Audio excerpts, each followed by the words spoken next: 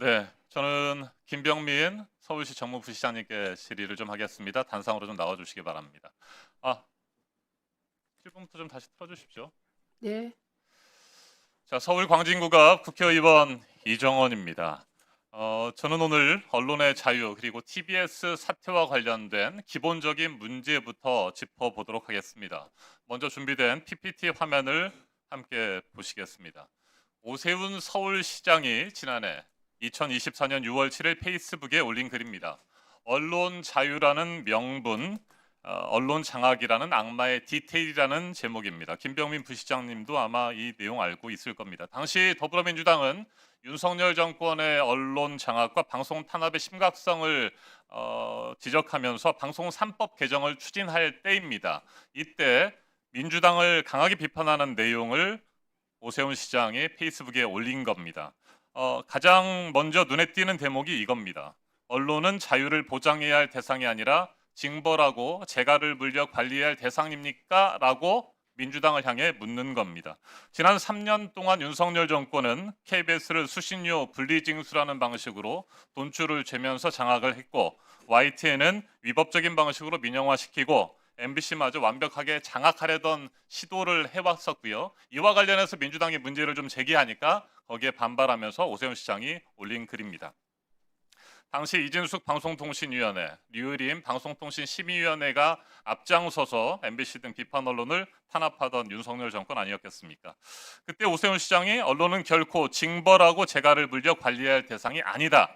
언론의 자유는 보장돼야 한다는 말을 하고 싶었던 것으로 저는 파악합니다. 김병민 부시장도 동의하시죠?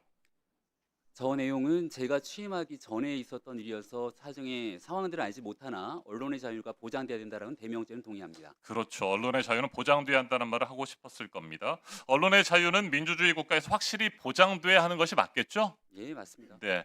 언론 보도나 진행자, 출연자의 발언이 마음에 들지 않는다고 해서 징벌하거나 각종 방식으로 재갈을 물리면 안 되는 것이겠죠? 이것도 동의하십니까? 예, 과거의 경험으로 비춰볼 때 전적으로 동의합니다. 네. 자, 오세훈 시장은 또 당시 페북글에서 이렇게 덧붙입니다. 우리나라를 비롯한 민주국가에서 헌법에 언론의 자유를 명시한 것은 언론사의 자유가 아니라 국민의 자유와 행복을 위해서입니다. 너무나도 당연한 얘기죠. 이것도 동의하시죠? 네. 네. 언론사의 자유가 아니라 국민의 자유와 행복을 위해서 헌법에 언론의 자유를 명시했다. 이것도 동의하실 겁니다. 온 국민이 다 동의할 거예요. 이건 다시 보면 국민의 자유와 행복이 먼저이고 언론사의 자유는 그 다음이다라고 해석할 수도 있지 않을까. 저는 오세훈 시장 그렇게 해석한 것은 아닐까라는 생각이 듭니다. 그러니까 다시 말하면 국민의 자유와 행복이 언론사의 자유보다 더 중요하니까 언론사의 자유는 때로는 침해되거나 무시돼도 괜찮다. 이런 생각을 하지는 않았을까 싶은데 어떻게 보세요? 제가 시장께서 쓰신 글에 대한 내용들을 잘 모르고 있기 때문에 어떤 생각인지를 제가 여기서 언급할 수는 없다고 생각합니다. 네, 그건 답변을 회피하시는 것 같습니다만 이건 그냥 쉽게 생각할 수 있는 거예요. 누구나 언론의 자유를 그만큼 중요하다라고 여기는 것을 여러 차례 강조한 겁니다. 오세훈 시장이. 자, 이렇게 얘기하고 그런 생각을 가진 오세훈 시장이 지난 6월 11일 서울시 의회 시정 질문에 대한 답변에서 이렇게 말합니다. 준비된 영상 함께 보시겠습니다.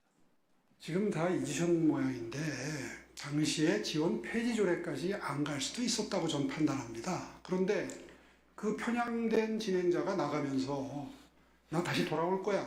이게 불을 질렀던 거 아닙니까? 왜 현실을 무시하고 언급을 안 하세요? 그렇게 해서 시의회에서 지금 분위기가 확 바뀌어가지고 지금 폐지된 거 아닙니까? 와, 어떻게 이런 말을 할 수 있을까요? 편향된 진행자 한 명이 나 다시 돌아올 거야라고 하는 것이 불을 지폈고 그 발언이 없었다면 시의회 폐지 조례까지는 안 갔을 것이다. 그러니까 진행자가 나 다시 돌아올 거야라는 말을 안 했으면 그렇게 감정적으로 서울시의회나 서울시가 대응하지 않았을 거야라고 하는 것을 자기 고백한 거 아닙니까? 어떻게 생각하십니까? 서울시의 대응이 아니고 서울시의회의 대응을 얘기하는 부분일 건데요. 알겠습니다. 이 자, 내용은 시정질문 과정에 나왔던 내용이 네, 그렇죠. 부분에 자, 그래서 저는 오세훈 서울시장이 굉장히 비겁하게 책임을 돌렸다고 생각합니다.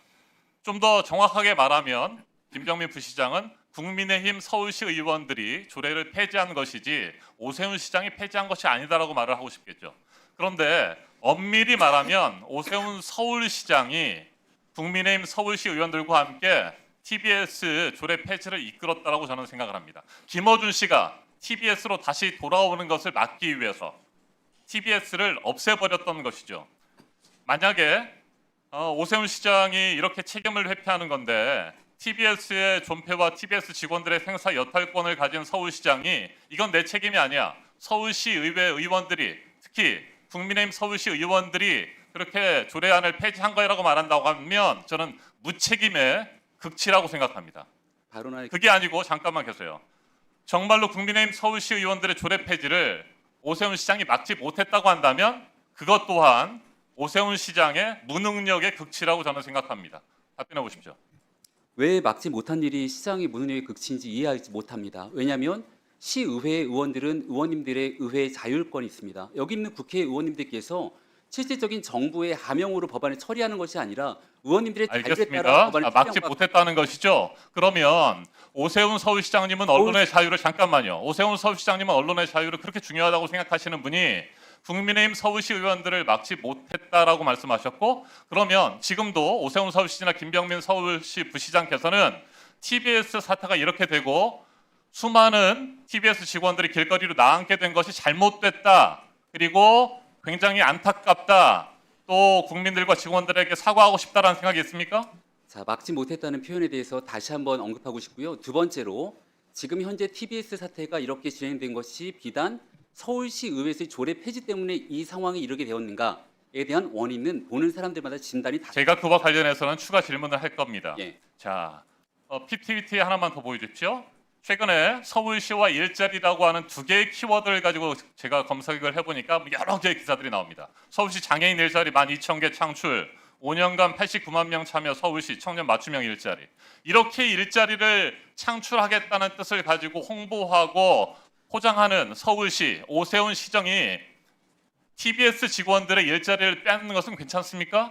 그러고도 부끄럽거나 사과하고 싶은 마음이 없습니까? 거듭 말씀드립니다만 서울시는 청년 취업 사관학교를 비롯한 청년 일자리 창출 등에 대한 사업에 진심이고요.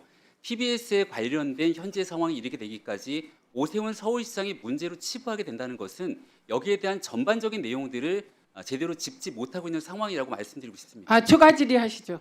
예, 지금 이건 예, 추가 질의하십시오. 이건 끝없는 평행선이기 때문에 들어가셔도 좋습니다. 뭐가? 아니 답변이요. 둘이 접점이 없어 보이는데요. 제가 보기에는. 아 그래서요. 평행선인데 원인이 어디에 있는지는 뭐 이정원 의원님이 추가 질의를 통해서 밝히시라는 의미입니다. 김장겸 의원님 질의하시죠. 잠깐